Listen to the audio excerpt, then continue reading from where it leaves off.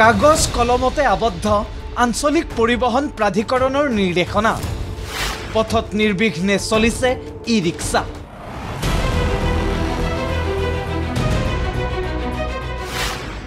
যান-বাহন আৰক্ষীৰ নিষ্ক্ৰিয় ভূমিকাত ক্ষুব্ধ জনতা প্ৰথমে চাওক এই নিৰ্দেশনা কেইদিনমান পূৰ্বে গুৱাহাটী মহানগৰৰ আঞ্চলিক পৰিবহন প্ৰাধিকৰণ বিভাগে জাৰি কৰিছিল এই নিৰ্দেশনাটো য'ত উল্লেখ কৰিছিল নিৰ্ধাৰিত ৩১টা পথ আৰু উপপথত চলিব পাৰিব ই ৰিক্সা কিন্তু এতিয়া এই নিৰ্দেশনাৰ পৰিৱৰ্তে গুৱাহাটী মহানগৰৰ প্ৰতিটো মূল পথত নিৰ্বিঘ্নে চলিছে ই ৰিক্সা ই ৰিক্সাই মহানগৰীত সঘনাই সৃষ্টি কৰিছে তীব্ৰ যানজঁটৰ অতিষ্ঠ হৈ পৰিছে সৰ্বসাধাৰণ নাগৰিক নিতৌ নতুন নতুন নিৰ্দেশনা জাৰি কৰিছে যদিও গুৱাহাটীত সৃষ্টি হোৱা যানজঁট নিয়ন্ত্ৰণ কৰিবলৈ হোৱা নাই সক্ষম ই ৰিক্সা যেটো আপোনাৰ চলি আছে তাত যধে মধে য'ত ত'ত পাৰ্কিং কৰি আছে কোনো এলটেড পাৰ্কিং নাই আৰু ইয়াৰ কিবা এটা ৰেটো ফিক্সেশ্যন হোৱা নাই যে ইমান ডিষ্টেঞ্চৰ পৰা ইমান ডিষ্টেঞ্চ 10 টকা 15 টকা এইটো আমাৰ মানে মিউনিচিপালিটিৰ পৰা আজিলৈকে কোনো নিৰ্ধাৰণ কৰি দিয়া হোৱা নাই যাৰ কাৰণে যোনে য'ত যেনেকুৱা বিচাৰিছে দিব লগা হয় প্ৰব্লেম ক্ৰিয়েট কৰি আছিলে ই ৰিক্সা এতিয়াও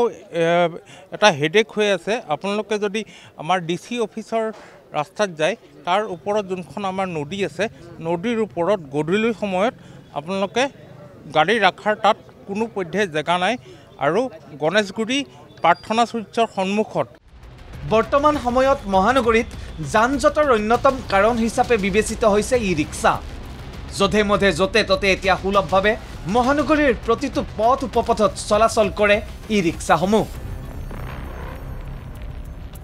নিয়ন্ত্ৰণহীন ই ৰিক্সাক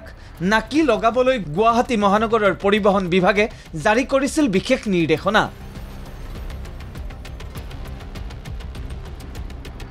য'ত উল্লেখ কৰিছিল ভিতৰুৱা ৩১টা উপপথত চলিব পাৰিব ই ৰিক্সা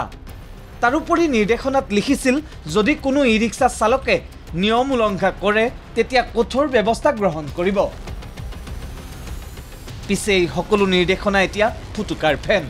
কেৱল ৰাইজক দেখুৱাই নাটক কৰি নিৰ্দেশনা জাৰি কৰিলে পৰিবহন বিভাগে কিয়নো যান-বাহন আৰক্ষীৰ চকুৰ সন্মুখতে এতিয়া নিৰ্বিঘ্নে এনেদৰে চলি আছে ই ৰিক্সাৰ অটপালি ভিডিঅ' জাৰ্নেলিষ্ট পৱন কলিতাৰ সৈতে বিৰুৎপল হেনচুৱাৰ ৰিপৰ্ট ND24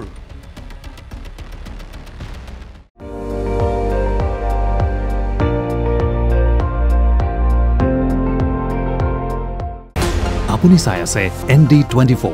সৰ্বশ্ৰেষ্ঠ নহয় সৰ্বোত্তমৰ দৌৰ